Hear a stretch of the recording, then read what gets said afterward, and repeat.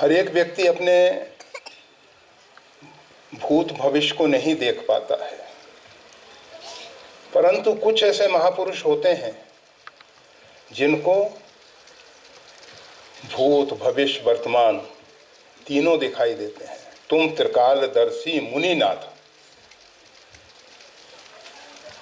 ऐसे बहुत से ऋषि महर्षि हैं, ऐसे बहुत से संत महापुरुष हैं जिनको तीनों काल का ज्ञान भगवत कृपा से होता है। संतों के अंदर हमेशा एक भाव बना रहता है, एक दृष्टि बनी रहती है कि जो कुछ हो वो सब भगवत कृपा से हो रहा है, और ये बिल्कुल पूर्ण सत्य है, निर्विवाद सत्य है।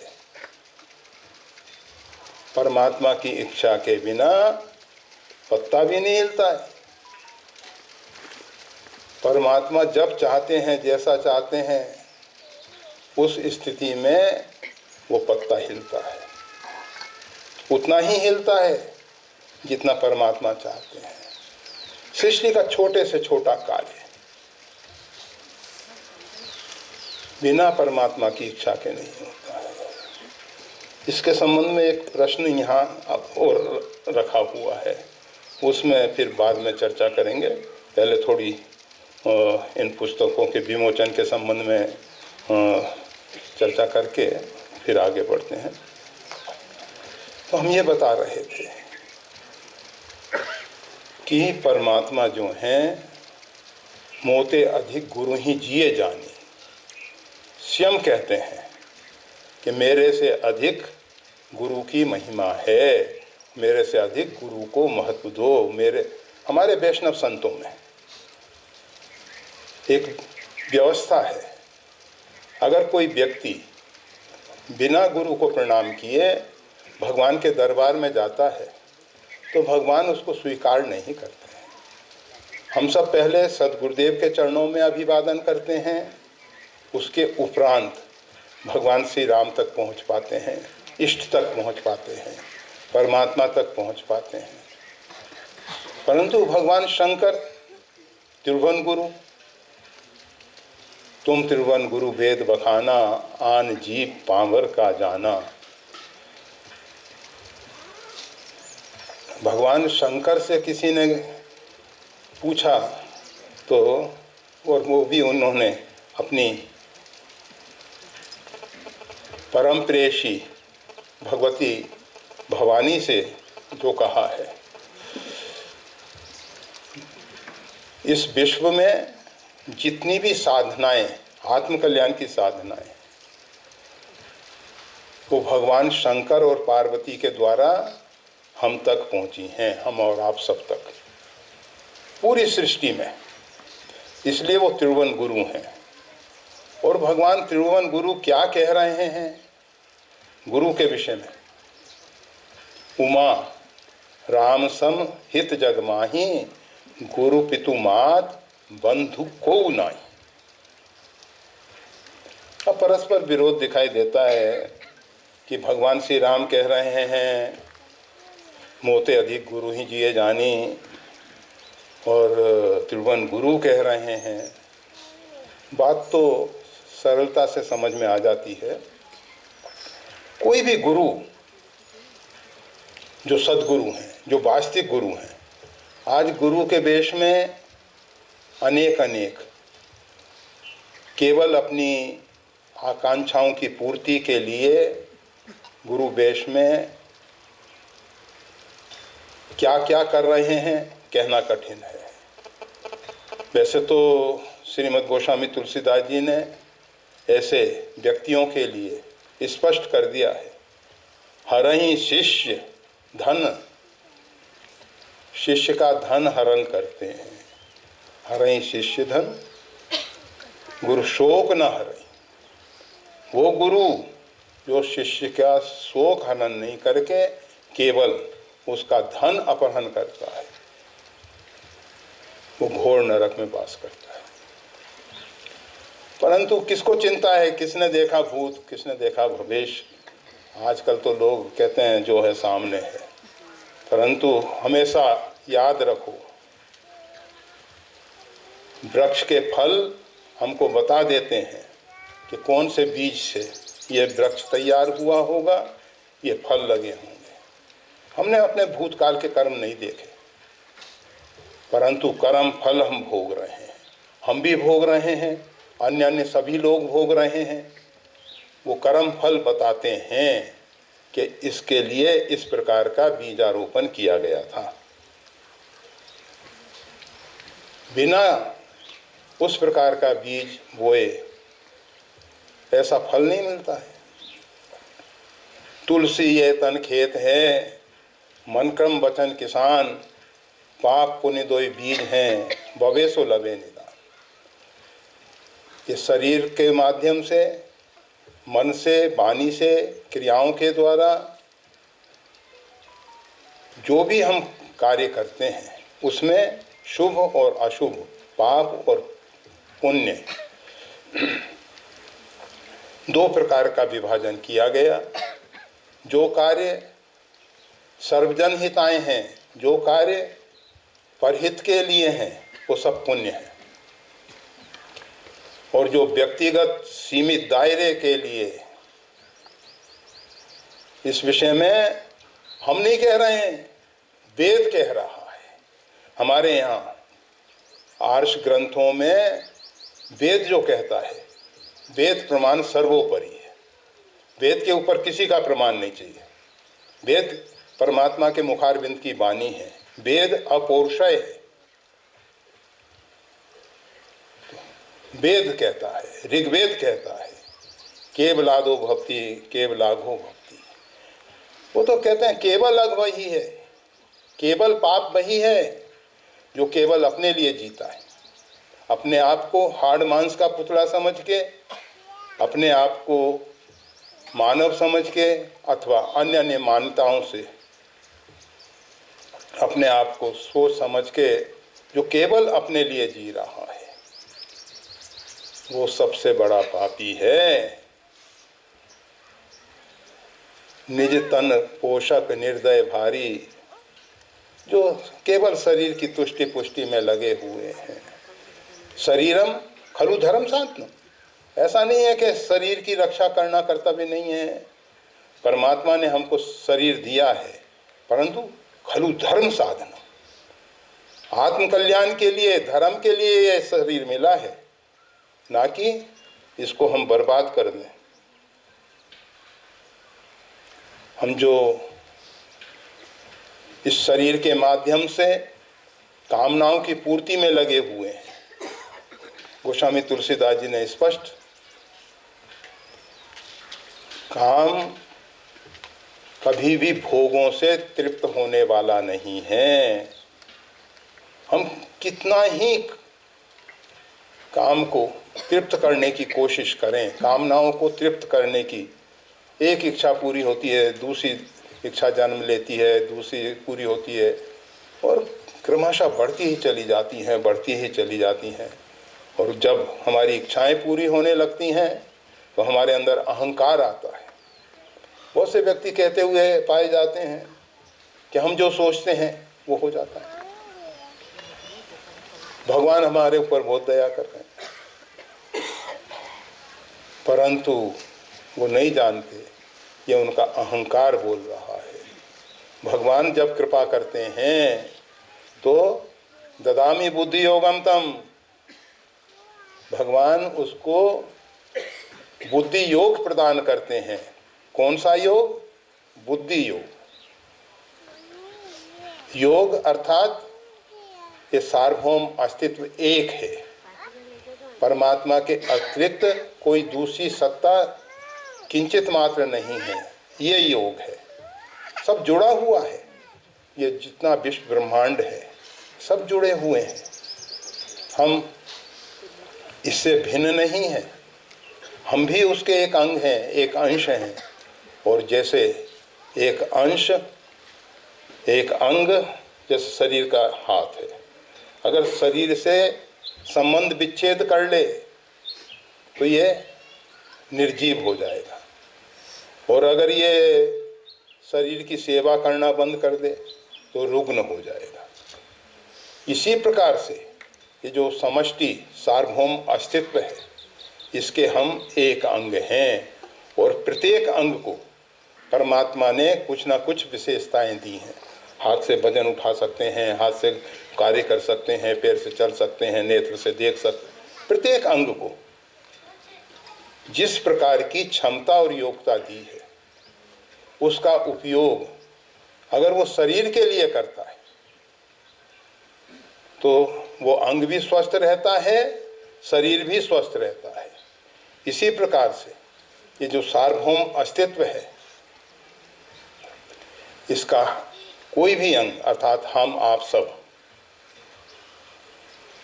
शरीर से अर्थात परमात्मा से, समष्टि चेतना से संबंध विच्छेद कर लेते हैं तो हम निर्जीव हो जाते हैं, मुर्दे के तुल्य हो जाते हैं। और अगर उस समष्टि चेतना के साथ हम जुड़े रहते हैं और जुड़कर उसकी सेवा में लगे रहते हैं तो हम स्वस्थ जीवन जीते हैं। हम भी स्वस्थ होते हैं, पूरा समाज भी स्वस्थ होता है। इसीलिए हमारे यहाँ ये जो गुरु की महिमा है,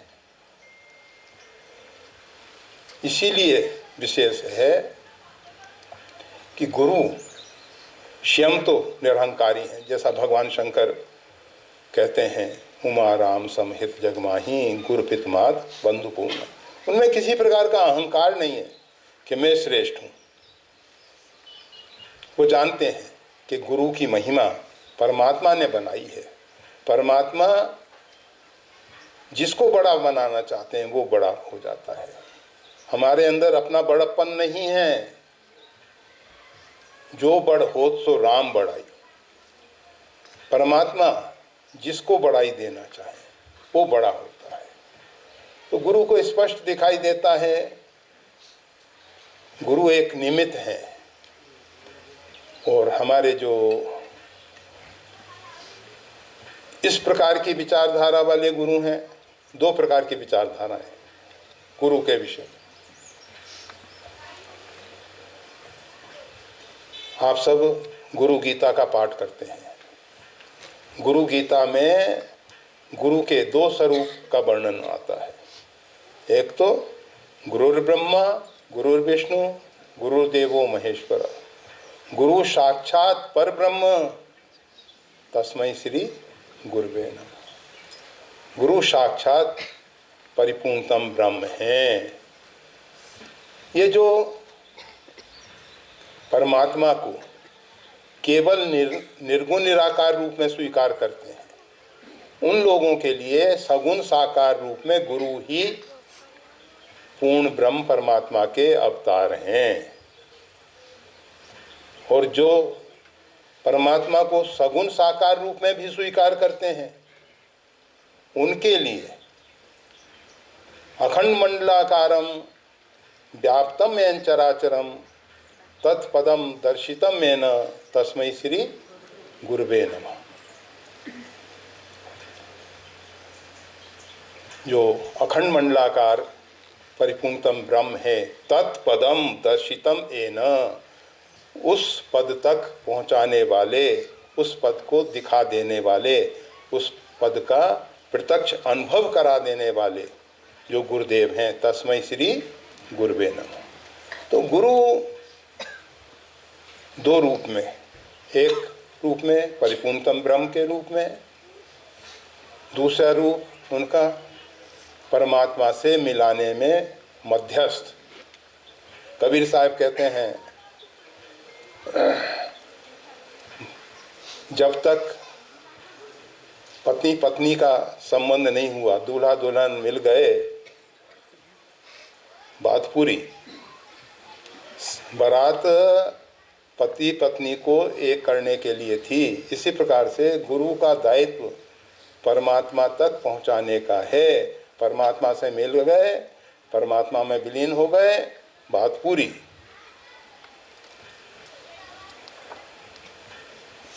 जब लोग कहते हैं गुरु गोविंद दोनों ठाड़े काके लागू पाए, बलिहारी बा गुरु की गोविंद दियो मिलाए, गोविंद दियो बताए।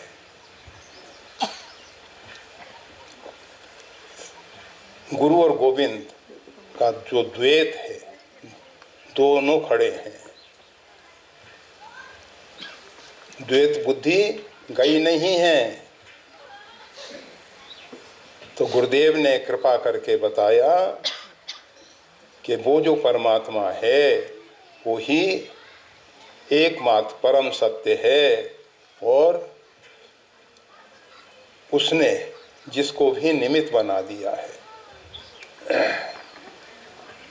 अर्जुन को भगवान श्री कृष्ण ने दिखा दिया कि ये भीष्म, द्रोण, कर्ण इत्यादि सब उनके संकल्प में पहले से ही समाप्त कर दिए गए हैं। प्रत्यक्ष दिखा दिया कि सार्वभौम अस्तित्व में जो भी घटनाएं घटित हो रही हैं वो सूक्ष्म जगत में पहले घटित हो जाती हैं। भीष्म, द्रोण इत्यादि सब युद्ध क्षेत्र में खड़े हुए थे उस समय, कोई मरा नहीं था, पर अर्जुन को दिखा दिया कि भगवान काल रूप में प्रकट हैं और उस काल के मुख में, दाढ़ों में ये सब चबाए जा रहे हैं, अंदर जा रहे हैं। अर्जुन ने पूछा था कि भगवान ये आपका विराट स्वरूप कौन सा है? तो भगवान ने कहा था इस समय महाकाल के रूप में मैं प्रकट हुआ हूँ। ये जो आताताई पृथ्वी के भार हैं इन सबको अपने में, और भी इस विषय में बहुत सी, द्रौपदी का एक स्वरूप दिखाया गया था महाकाली के रूप में, जो आताताइयों को नष्ट करने के लिए, लीला करने के लिए द्रौपदी रूप में आई। तो हम ये बता रहे थे कि ये जो सृष्टि है इसमें जो कुछ घटना घटित हो रही है सूक्ष्म जगत में पहले से नियोजित है, निर्धारित है, और स्थूल जगत में बाद में प्रकट होती है। जब अंदर से इस प्रकार का बोध होता है तो हमारा जो कर्तृत्व अभिमान है, जो मिथ्या अभिमान है, मूढ़ात्मा कर्ता हमिति मन्यते, ये मूढ़ जीव जो अपने आप को कर्ता मान रहा था वो अहंकार गिरता है। जब तक ये बोध नहीं होगा तब तक हम में कर्तृत्व भाव रहेगा, हमारी मूढ़ता नहीं जाएगी, और जब तक हमारी मूढ़ता बनी हुई है तब तक हम कर्म के बंधन में हैं।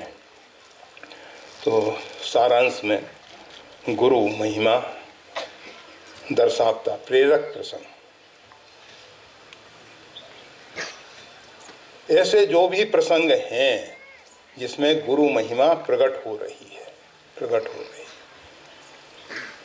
वो हमारे लिए कल्याणकारी इसलिए है कि हमारा मोह अंधकार जो है, बंदं गुरुपद कंज कृपा सिंधु नर रूप हरि, महामोह तम पुंज जासु वचन रवि कर निकर, बंदं गुरुपद कंज।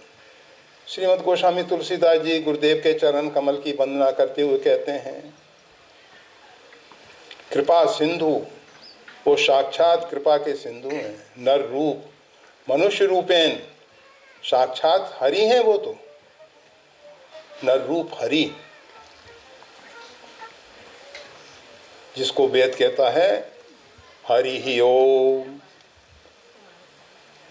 सहस्त्र शीर्षा पुरुषः सहस्त्राक्षा सहस्त्रपाद। वो जो परमात्मा है जिसको हरि कहा जाता है, हरि अर्थात जो सर्वस्व हरण कर लेता है, केवल पापानी दुखानी नहीं, केवल पाप और दुखों को ही दूर नहीं करते, भगवान तो हमारे मिथ्या अहंकार को दूर कर देते हैं, उसका हरण कर देते हैं। तो गुरु महिमा को प्रकट करने वाले प्रसंग हमारे जीवन में, हमारे अंदर जो जन्म जन्मांतर का अंधकार है, महामोह, ये महामोह रूपी जो अंधकार है, इसको दूर करने के लिए जासु वचन रवि कर निकर, उनके वचन जो हैं सूर्य की किरणों के सदृश हैं। जन्मजात हमारे अंदर जो अभिप्सा है,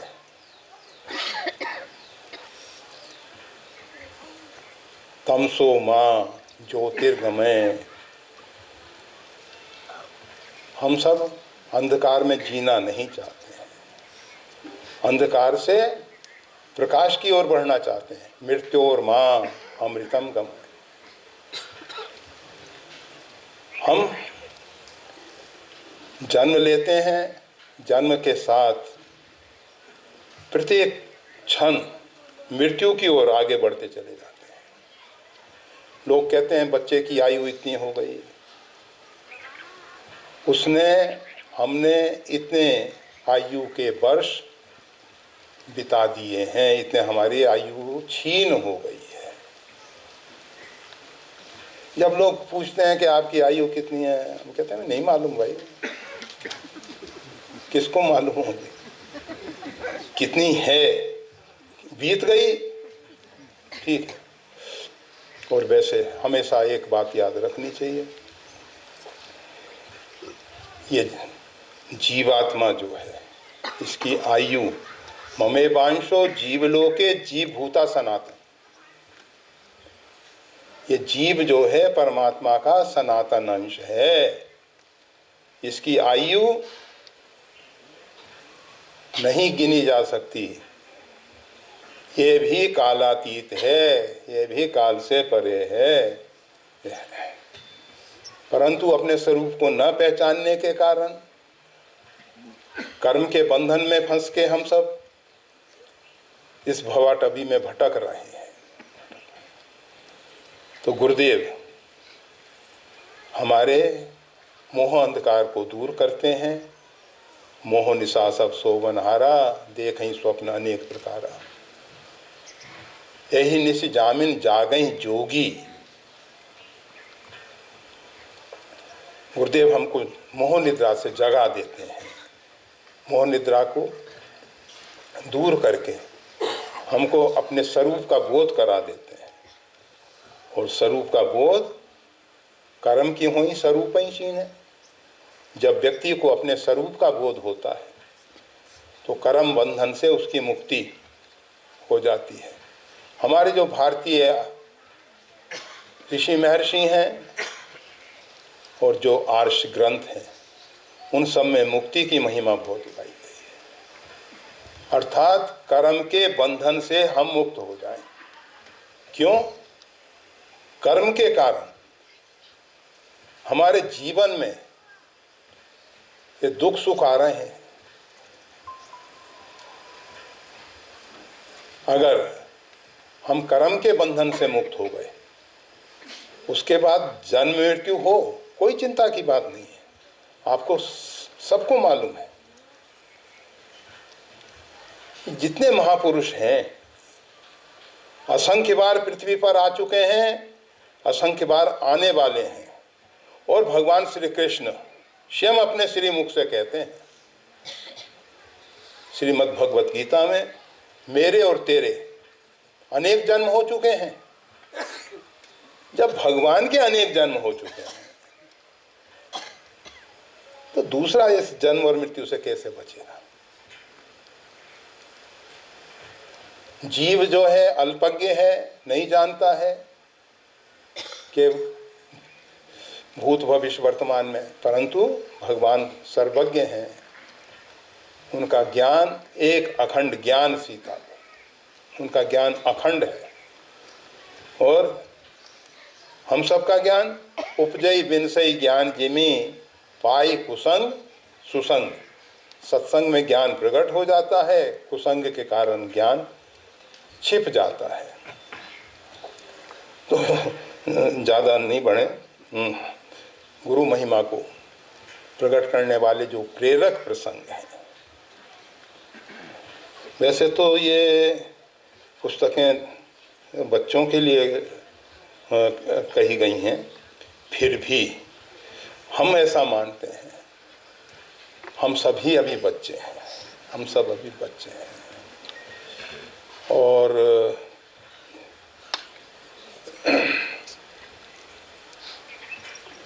गोस्वामी तुलसीदास जी अपने आप को बालक के रूप में ही देखते हैं।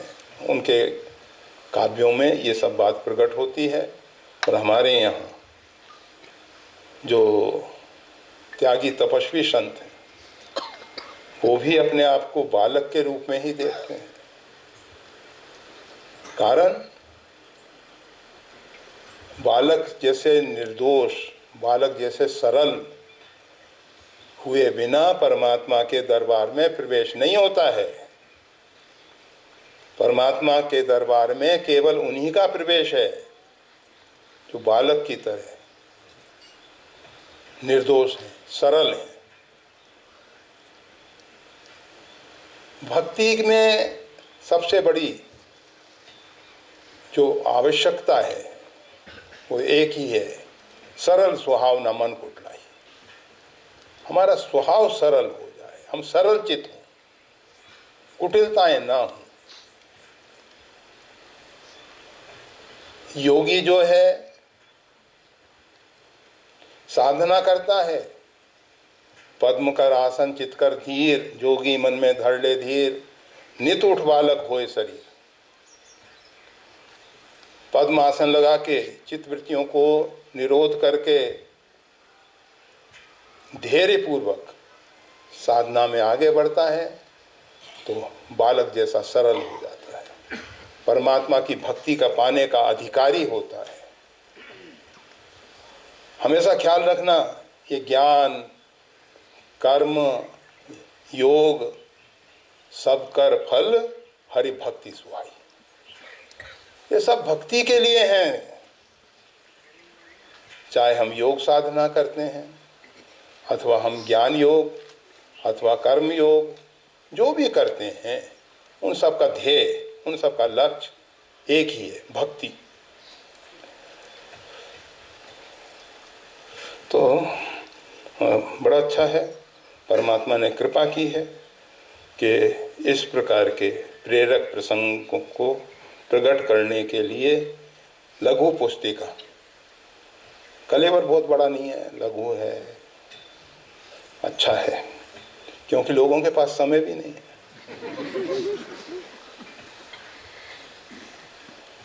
इसका लेखन कार्य हो चुका है और मुद्रण का भी कार्य हो चुका है, पुस्तक हमारे हाथ में है, इधर से देखना चाहिए ना।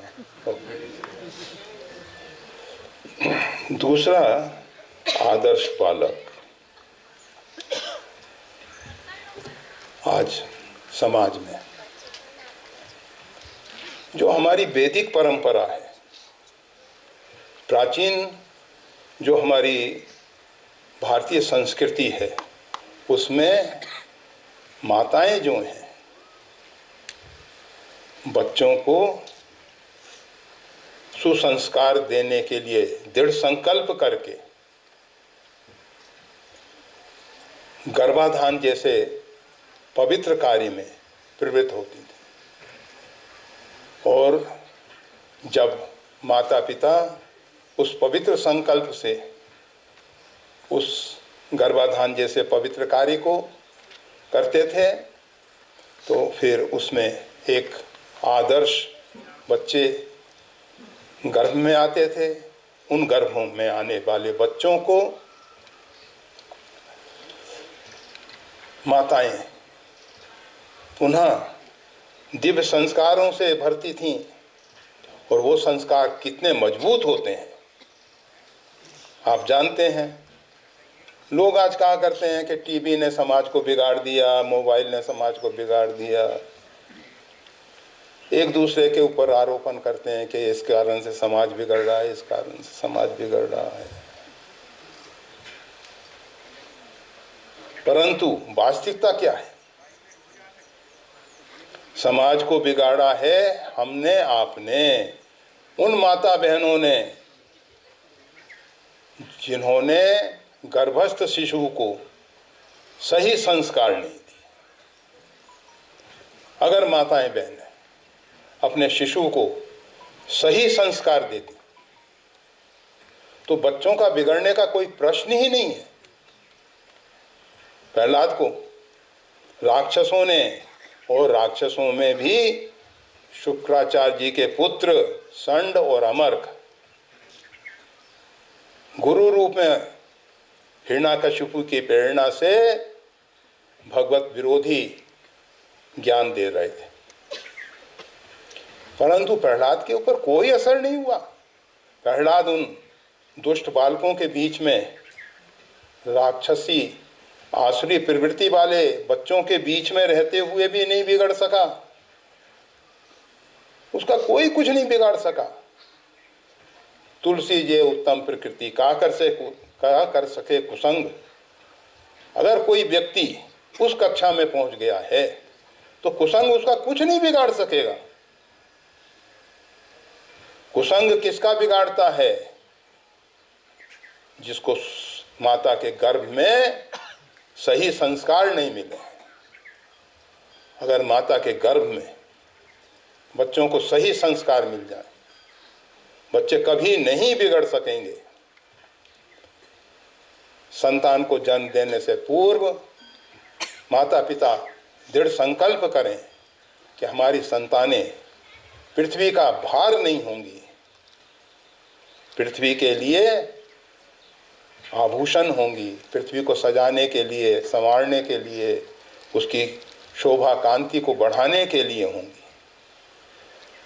ये जो परमात्मा ने सृष्टि रूपी बगीचा लगाया है, इसमें अच्छे से अच्छे उत्तम पुष्प खिलें, अच्छे फल लगें, उस प्रकार की संतानें जन्म लें, उसके लिए कोशिश होनी चाहिए।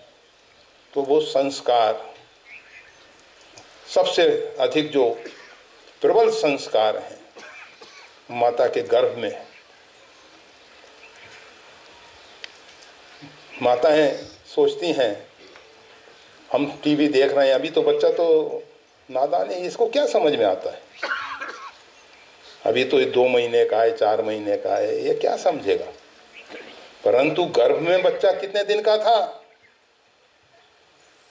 वो सब संस्कार उसके इतने मजबूत हैं, तो 2-4 महीने का बच्चा जो भी सीखता है, भले ही बोल नहीं सकता है, पर सब उसके मस्तिष्क में अंकित हो जाता है। वो सब अंकित हो रहा है। भूल नहीं करना कि बच्चा कुछ नहीं समझता है। ये तो 5 वर्ष की अवस्था के बाद धीरे धीरे जैसे जैसे उसका अहंकार सिर उठाने लगता है, वैसे वैसे संस्कार उसके शिथिल पड़ने लगते हैं। परंतु जो पहले के संस्कार हैं वो बहुत अधिक मजबूत होते हैं, बहुत अधिक मजबूत होते हैं। और जिन्होंने 5 वर्ष तक बच्चे को संभाल लिया, उसका ज़्यादा कुछ बिगड़ने का प्रश्न नहीं है। 5 वर्ष से फिर 15 वर्ष तक संभाल लें और फिर तो उसको स्वतंत्र छोड़ दो, कहीं भी छोड़ दो, नहीं बिगड़ेगा। परंतु उस अवस्था तक हम बच्चों को नहीं संभाल पाते। तो ऐसी स्थिति के लिए इस प्रकार की पुस्तकों की जरूरत होती है।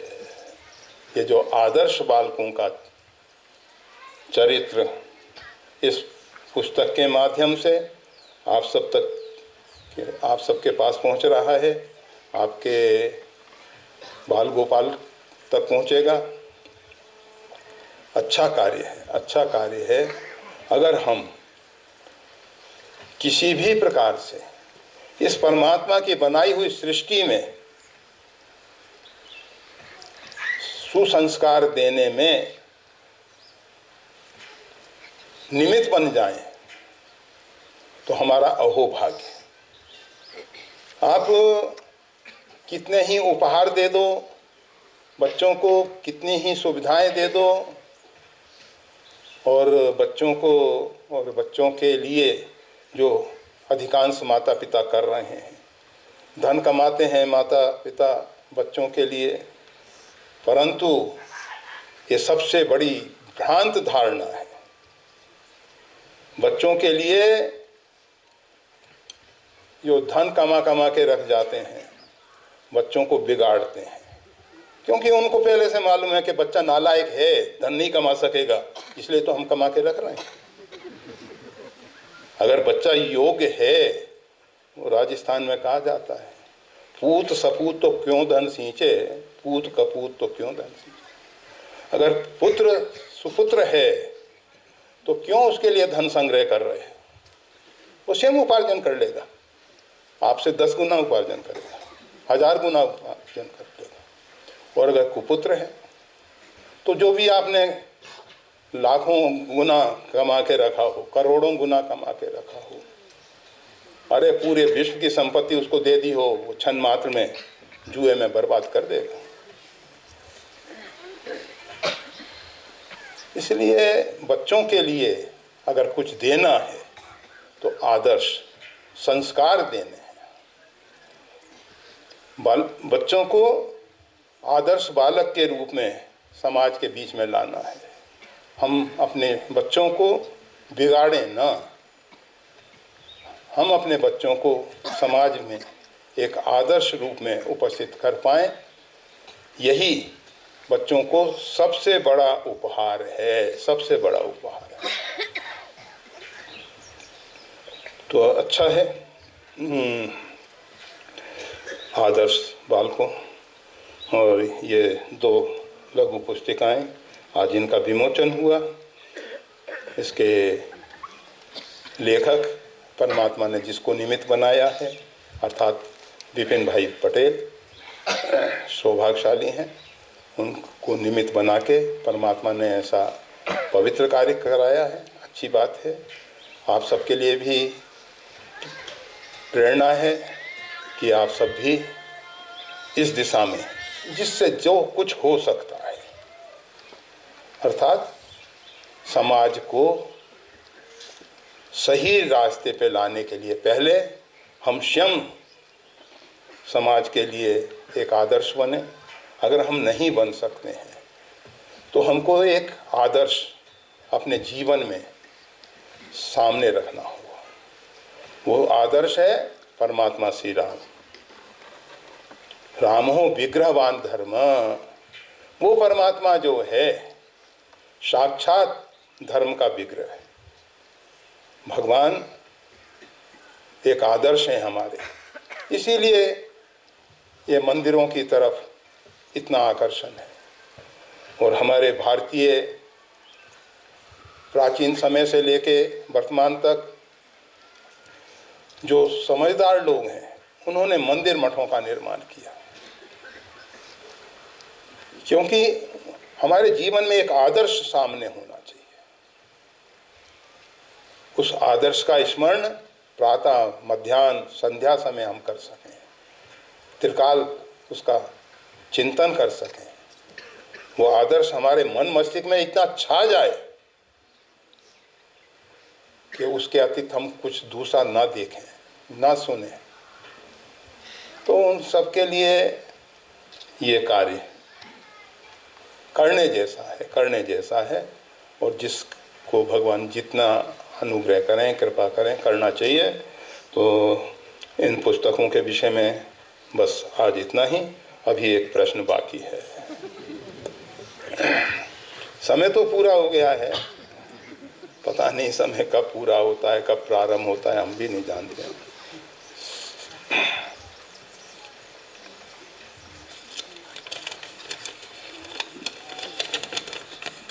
ईश्वर सर्वभूतानां हृदय देशे तिष्ठति। तो वो परमात्मा हमारे अंदर बैठकर क्या करते हैं? क्या केवल दृष्टा भाव से देखते रहते हैं? ये जीव जब से अस्तित्व में आया है तब से ही परमात्मा हृदय में विराजमान है। जब भी पहला कर्म हुआ होगा तब भी परमात्मा हृदय में विराजमान थे ही। तो फिर उन्होंने हमें पहले से ही क्यों अपने अनुकूल नहीं बनाया? ये कर्म और प्रारब्ध का बंधन कब और कैसे शुरू हुआ होगा? सबसे पहले परमात्मा हृदय में बैठ के निर्गुण निराकार रूप में साक्षी भाव से, तटस्थ भाव से, कूटस्थ भाव से हमारे को सत्ता और शक्ति और सामर्थ्य प्रदान करके कार्य करते हैं, कराते हैं। आपको सबको मालूम है कृष्ण श्री कृष्ण, भगवान श्री कृष्ण, परमात्मा श्री कृष्ण कंस के हृदय में भी थे। परमात्मा श्री राम रावण के हृदय में थे। रावण नहीं देख पाया, परंतु हनुमान जी महाराज ने कहा, जा की कृपा लवलेश ते जित्यूं चराचर झार। अरे रावण, तूने जिसकी लवलेश थोड़ी सी अल्प कृपा से ये संपूर्ण सृष्टि को जीत लिया है।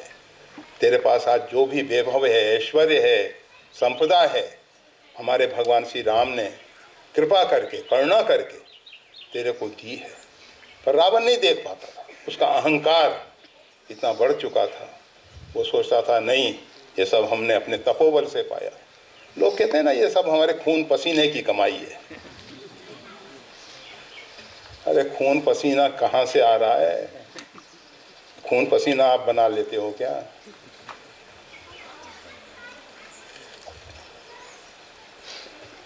तो वो जो परमात्मा है, निर्गुण निराकार रूप में सबके हृदय में बैठा है। भ्रामय सर्वभूतानि यंत्रूणानि माया। अपनी माया के द्वारा, कौन सी माया?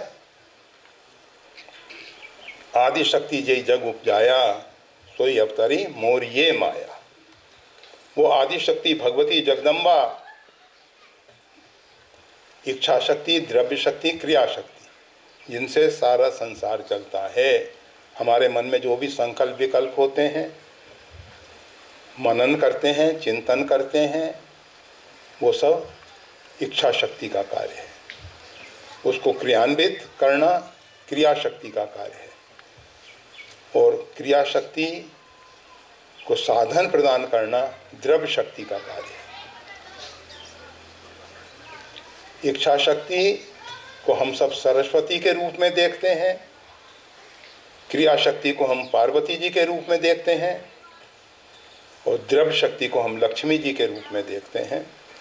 इन त्रिदेवियों के द्वारा परमात्मा जो है भ्रामय सर्वभूतानि, सारी सृष्टि को संचालित करते हैं।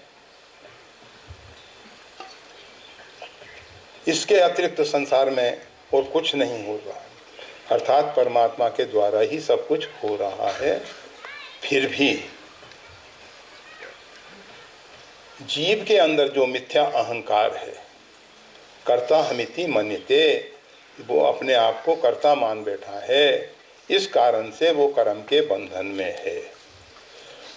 वो परमात्मा जब सगुण साकार रूप में हमारे हृदय में प्रकट होते हैं, परित्रणाय साधूनाम विनाशाय च दुष्कृताम, हमारी दुष्प्रवृत्तियों को नष्ट करके हमारी शुभ प्रवृत्तियों को रक्षा करते हैं, उनका पालन करते हैं, उनको विकसित होने में सहयोगी होते हैं। हमारे पृष्ठपोषक बन के जब हम सद्मार्ग पे चलते हैं, तो परमात्मा पृष्ठपोषक बन के हमको सामर्थ्य प्रदान करते हैं।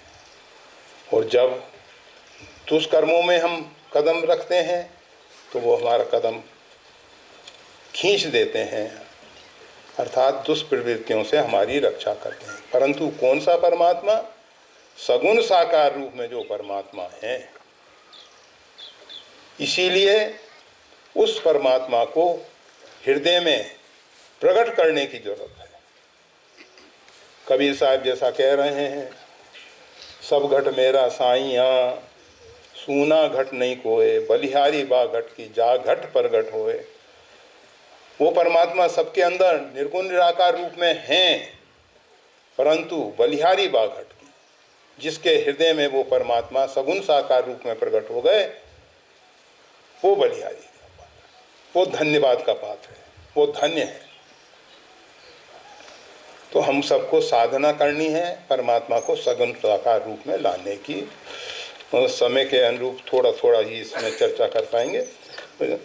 जीव जब से अस्तित्व में आया, कब से अस्तित्व में आया?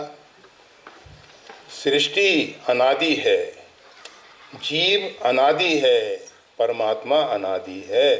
परमात्मा में सृष्टि और जीव कब से हैं? जब से परमात्मा है। योग वासिष्ठ में वशिष्ठ जी महाराज ने भगवान श्री राम से कहा, जिस प्रकार से तिल में तेल है, जिस प्रकार से दूध में घी मक्खन है, उसी प्रकार से परमात्मा में सृष्टि है। ये सृष्टि परमात्मा से भिन्न नहीं है, परमात्मा में ही है। कब से है? जब से परमात्मा है।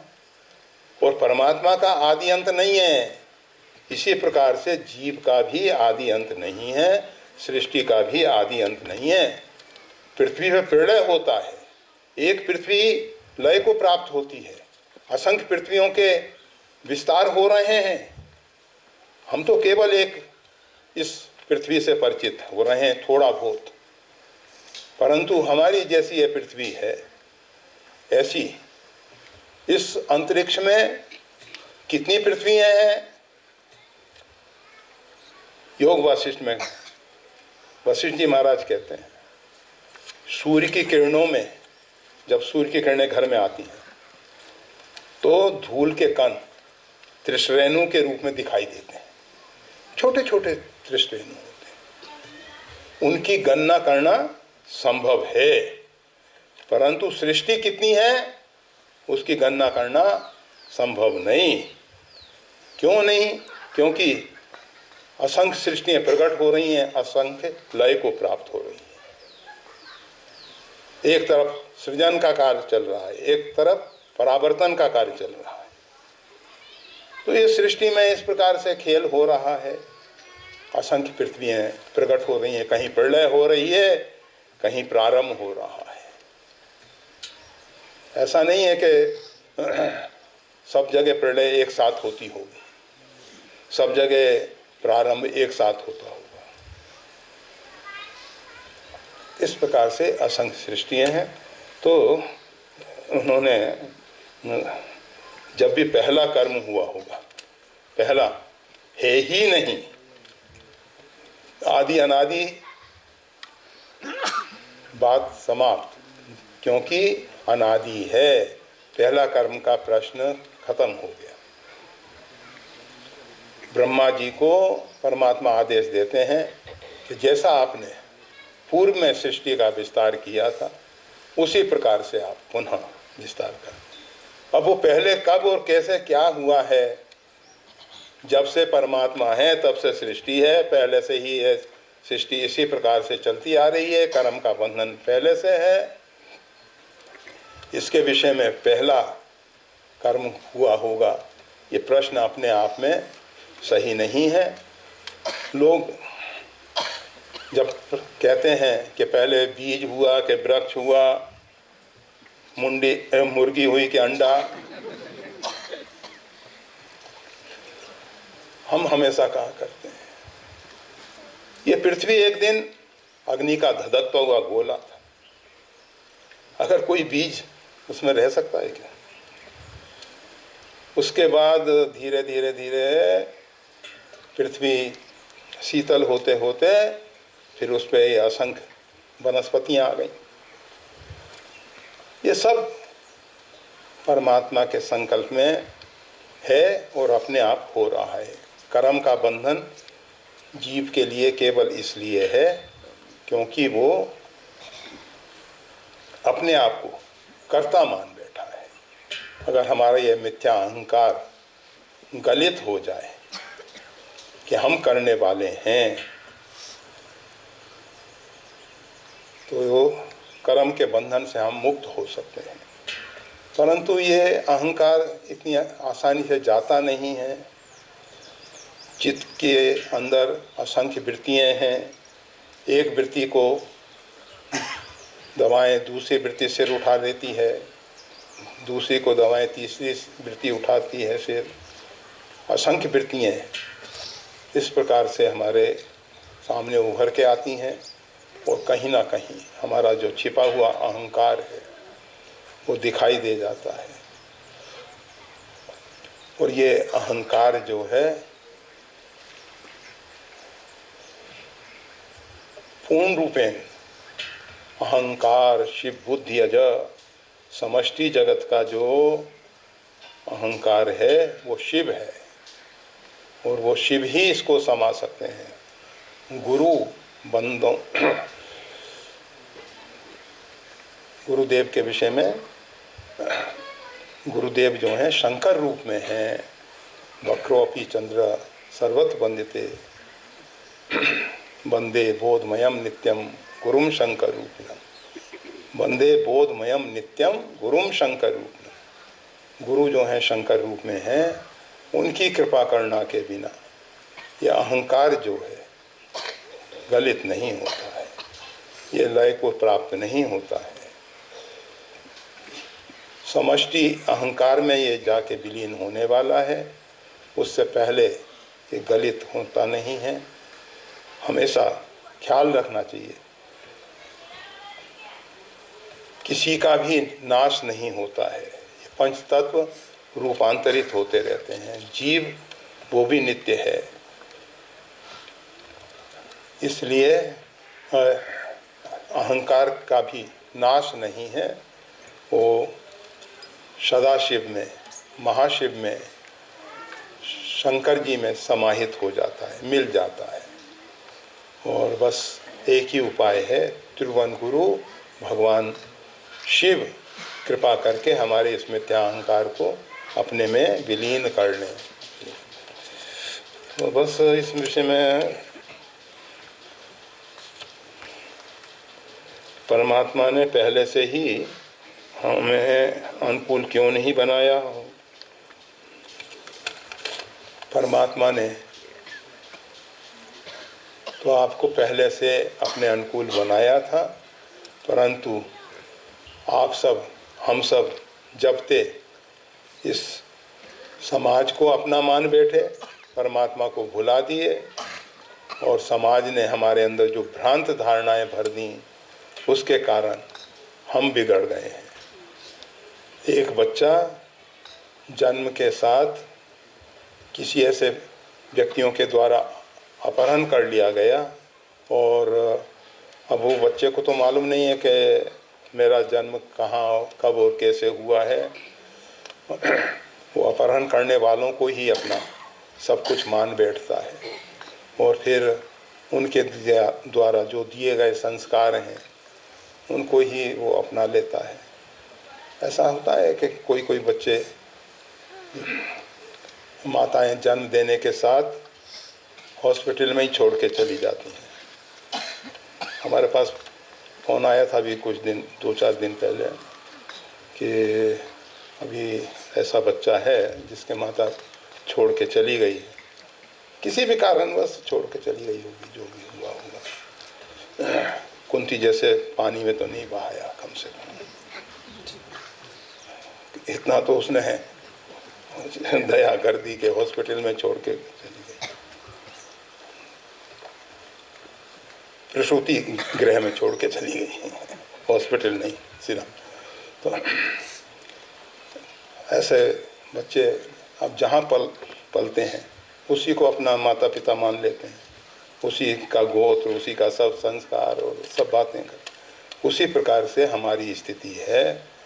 वास्तविक में हमारे माता पिता परमात्मा हैं, उन्होंने हमको शुभ कर्मों के लिए ही भेजा था, परंतु हम जिसके पल्ले पड़ गए, जिसने हमारा पालन पोषण करके अपने माता पिता बनने का दावा कर दिया कि ये हमारा बच्चा है, हमारा बच्चा है, उसको मान बैठे और बस उसने जो जो भ्रांत धारणाएं हमारे दिल दिमाग में भर दी, उनको ही हम मान के गाते रहते हैं, जैसा जैसा भर दिया गया। बच्चे को तो अपना date of birth, time of birth, place of birth कुछ नहीं मालूम था। बता देता है ना समाज, इसका इस समय जन्म हुआ, इसका इस घर में जन्म हुआ, इस जगह जन्म हुआ। बच्चे को थोड़ी मालूम है, ऊपर से लादा बोले, सब मिथ्या है, सब मिथ्या है। तो जय श्री राम।